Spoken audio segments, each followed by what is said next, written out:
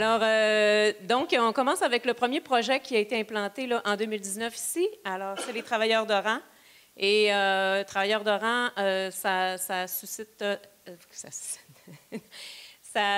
c'est une intervenante en relation d'aide. Alors, elle fait de la prévention en santé psychologique et intervention dans la recherche de solutions. Alors, notre travailleuse de rang régionale, c'est Sandra Allaire. Alors, on peut la rejoindre à ce numéro. Alors, on passe. On a dit qu'on faisait ça vite. Le comité Viande Boréal, on en a parlé un peu dans différents projets. C'est un comité régional qui avait été formé. Je suis arrivé sur ce comité-là quand je suis arrivé en poste à la MRC. On discute là, régionalement sur la production de la viande. A découlé de ce comité-là 3 projets qui battent leur plein présentement. Soit on avait entendu parler, c'est l'étude sur l'abattoir mobile qui regroupe les 4 MRC, Ville-Saguenay. La table agro a pris aussi le flambeau qui mène un super beau projet là, avec Marie-Ève Robichaud qui est ici, la commercialisation de la viande locale, un bel accompagnement pour les producteurs qui veulent mettre leur viande en marché. Et il y a un autre projet là, avec le créneau et la CIDAL, c'est ça, hein? C'est le créneau et la CIDAL, c'est le développement d'un service mutualisé de transformation des viandes régionales. Fait que c'est des projets qui battent leur plein, vous allez en entendre parler encore bientôt, puis ça avance très bien, c'est vraiment dynamique de ce côté-là. Oui, alors la coopérative de solidarité Le Relais, projet démarré en 2021 grâce à un financement du MEI, du MAPAC et des MRC aussi qui ont contribué à ce projet-là. Donc, c'est un service de remplacement agricole pour les propriétaires de fermes. Donc, c'est un service qui vient un peu complémentaire aux travailleurs de rang. On avait besoin de ça pour les entrepreneurs qui sont un peu tout seuls à la ferme. À un moment donné, ils ont besoin de répit, ils ont besoin de vacances. Donc, la coopérative Le Relais est un service pour nos producteurs de la région. Et ça va très bien, ça se met en place. C'est pas facile de démarrer ce genre de service-là, parce qu'on sait que la main-d'œuvre, c'est un enjeu pour tout le monde, mais ça va très bien pour l'instant, puis tranquillement, ça fait son petit bout de chemin, puis les producteurs apprécient le service. Oui, un beau service. Transport Agro 02, on a mutualisé, c'est une initiative qui est née du socio-communautaire, qui avait des besoins en transports régionaux. On l'a mutualisé avec les producteurs agroalimentaires qui souvent aussi ont des problèmes de transport dans les petits milieux qu'on parle. C'est un projet pilote avec le MAPAC, puis moi j'ai le CIUS en tête, mais je sais que c'est pas ça, c'est CIS. C'est un transport qui est desservi par 3F, puis c'est très, très apprécié là, des différents producteurs. On a des super bons commentaires. On est à notre dernière année du projet pilote.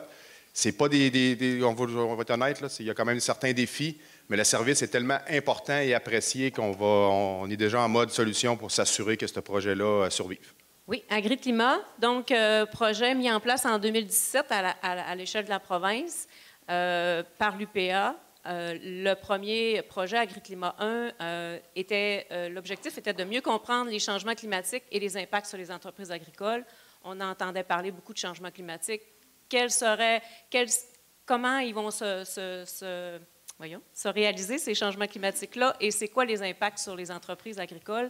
Alors, c'est ce qu'on a fait depuis 2017. À partir de 2021, on a lancé AgriClimat 2, et là, on va regarder un petit peu plus comment outiller les producteurs pour faire face aux changements climatiques, outiller également les conseillers puis les intervenants qui conseillent nos producteurs agricoles à l'échelle individuelle, mais aussi collective. Donc, collectivement, on a fait un plan d'adaptation régionale sur les changements climatiques. On va essayer de voir comment on peut aider la collectivité des entreprises à s'adapter à ces changements-là. Bien, AgriClimat a été mis en place aussi parce qu'avec les phénomènes météo qu'on voyait de plus en plus, ça faisait la manchette un peu partout. AgriClimat, justement, la première phase nous a donné beaucoup plus de connaissances sur les changements à venir.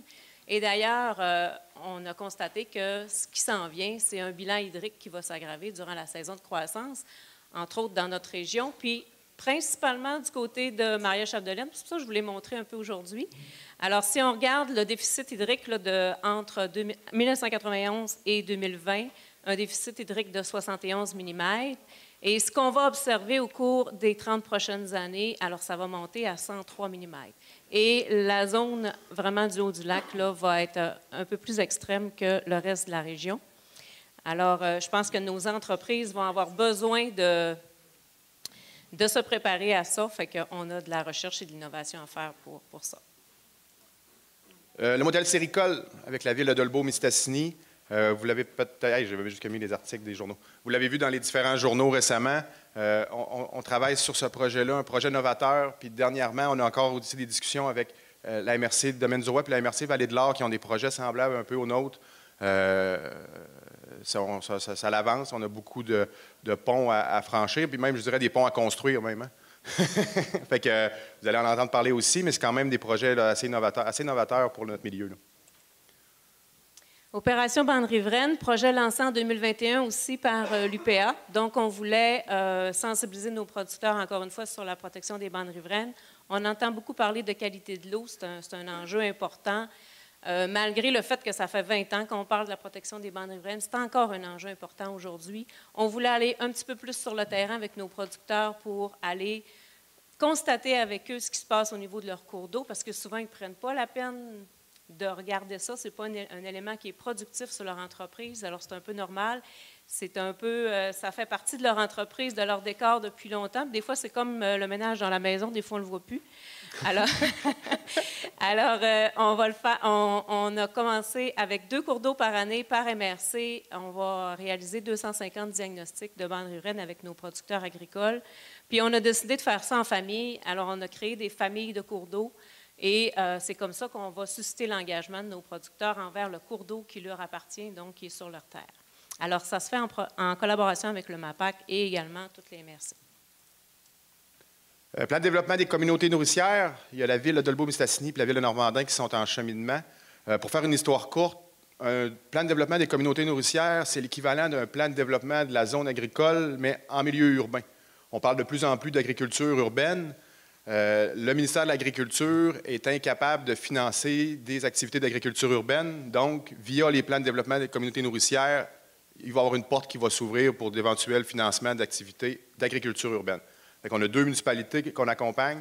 On espère que les autres municipalités vont pouvoir aussi aller de l'avant dans ce sens-là. Plan d'agriculture durable. Donc, le MAPAC a lancé le plan d'agriculture durable là, en 2020-2030. En 2021, il a annoncé un plan de mise en œuvre et ça visait 5 objectifs, là, réduire les pesticides, améliorer la santé, la conservation et la santé des sols, améliorer la gestion des fertilisants, optimiser la gestion de l'eau et améliorer la biodiversité. Alors, c'est des objectifs à laquelle on a mis des indices mesurables. Et les producteurs agricoles, malgré tout ça, ont déposé au MAPAC 49 engagements quand même, là, provenant des 27 fédérations spécialisées et fédérations régionales. Alors, les producteurs, on veut contribuer à ce plan d'agriculture durable-là. On a déposé des projets pour accélérer l'adoption de pratiques agro-environnementales. Et dans la région, on peut passer à la prochaine. Yep. On a déposé un projet, en fait, avec 2 autres fédérations régionales, la Mauricie et la Naudière. Alors, pour viser 3 de ces objectifs-là, donc les pesticides, le phosphore dans les cours d'eau et également la gestion des intrants azotés organiques et minéraux. Le CEMR, on en a parlé un peu aussi tout au courant de l'avant-midi. C'est un super beau lieu là, de formation et d'accompagnement à l'ancien Juvena à Dolbeau. Il y a la cohorte d'entrepreneurs en devenir, qui a eu 3 cohortes, puis l'entrepreneur en activité, qui en a eu une, qui s'est tenue récemment. On les a rencontrés récemment, puis il y a Étienne qui a participé. Puis échanger avec les gens qui ont participé, là, c'est fou comment que tout le monde a adoré leur séjour. Puis c'était vraiment comme un genre ils couchaient là, ils passaient la semaine là. Puis honnêtement, là, je pense que vous avez un beau filon, là, bravo. Puis c'est vraiment intéressant pour les entreprises d'y participer. Et sur la lancée un peu des communautés nourricières, alors il y a le collectif Boré qui est démarré, qui a été travaillé depuis quelques années avec un collectif de partenaires mobilisés et engagés qui unissent leurs efforts pour améliorer le système alimentaire du Saguenay-Lac-Saint-Jean. Alors, c'est vraiment un collectif de plusieurs organisations, l'UPA, alors la Tabagro, le Créneau Agro-Boréal, le MAPAC. On a aussi le CIUS et plein d'autres organismes là, qui travaillent au niveau du système alimentaire. Comité de bassin versant de la rivière du Coapé, M. Louis Mailloux, qui est le coordonnateur. 2007, on en a parlé cet avant-midi. C'est un modèle hein, dans les comités de bassin versant. Hein? Je sais que tu ne le diras pas parce que tu es humble, Louis. Là, oui, je le confirme. C'est un modèle. Là, c'est une référence quand on parle de bassin versant, quand on parle de protection de bandes riveraines partout dans la région. Création 2007, Juste pour quelques chiffres, ça vaut la peine des citer. Là. 19 km de rive dans le bassin versant du Ruisseau Rouge, 28 km dans le bassin du Ruisseau Clair, 5 dans le bassin de la rivière Moreau du côté de Saint-Augustin, puis 6 km la petite rivière Eusèbe du côté de Saint-Lucien. C'est pas rien. Il se fait énormément de travail.